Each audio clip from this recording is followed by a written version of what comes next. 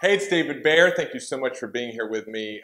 First today, I just want to really acknowledge you because I know if you're watching this video, it's probably not the first video of mine that you've watched, and you're on this journey of continuing to develop and transform and cultivate who you are so that you can create an extraordinary life, and it's my commitment as always to support you in that. And so today I want to give you one of those nuanced distinctions. It's one of those things that's going to come up for you on your journey. It's going to cause you to think, what the heck is going on with me today? What do I do? Am I falling back into my old patterns? Am I slipping back out of my own personal development? Am I back where I started?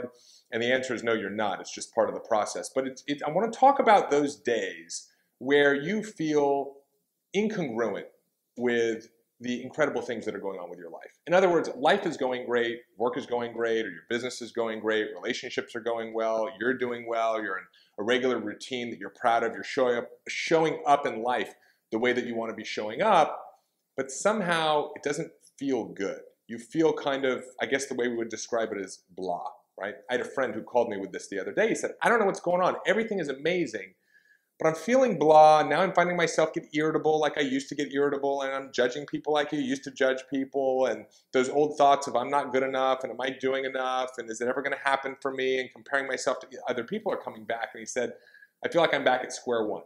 So you're not back at square one. So one of the interesting things about our personal, our spiritual, our psychological development is that it's cyclical. It's like seasons. But the reality is that you're growing like this. You're growing in an upward spiral. And oftentimes you hit the same part of the spiral that you were at when you were at a lower level, and it feels very similar. But there are new distinctions that are happening. And so this is actually a really great place to be in when you're feeling blah. And I want to explain to you what happens with most people with this experience. So what happens is uncertainty has crept back into your life. There was a period of time where you were feeling very, very certain. You were certain about yourself. You were certain about the direction you were going in, maybe your passion, your purpose. You were certain about your relationships. You were certain about your business. And uncertainty has crept back in. And the mind cannot tolerate uncertainty. And what's so interesting about these times when we just feel blah, when we feel incongruent with the greatness of the life that is around us, is that there's not one big, bodacious problem that's staring at us. In fact, that'd be a lot easier to deal with because we could just apply all of our tools to that problem. We could say, I know this thing is working for me, not against me. What is it that is inside of me that's created this thing? What kind of new decisions do I want to make now that I've experienced this contrast in my life of this thing? It doesn't feel very good. We could deal with that one thing. But what's happened is there have been a bunch of tiny little things that have crept back into your life, and you haven't realized it. And so what we need to do is we need to start to chunk it down. So I'm going to give you an example. Let's say, for example, you were baking bread. So you had a big bowl of dough. And I came and I sprinkled a little bit of cayenne pepper in it. That's the uncertainty. You could bake your bread and you probably wouldn't notice. But if I sprinkled enough cayenne pepper into your bread, you'd have a spicy sourdough. And it wouldn't taste very good. And that's what's happened to your life. There's been enough uncertainty that's been sprinkled in just under the radar that you're getting indigestion with your own life. And so the key is for you to stop. Stop everything, because the tendency is going to be to try to do more to make up for this not feeling enough. Stop everything and really look at it and say, what's the number one thing that's causing me distress in my life right now? And identify it. Look at that and do the work around it. Say, okay, this thing is happening over here. I've got some beliefs that are showing up around this thing. Is that true? I'm making this mean something about myself or about other people. I'm being resentful. I'm not having compassion here. I'm not having gratitude. Do your work around that one thing.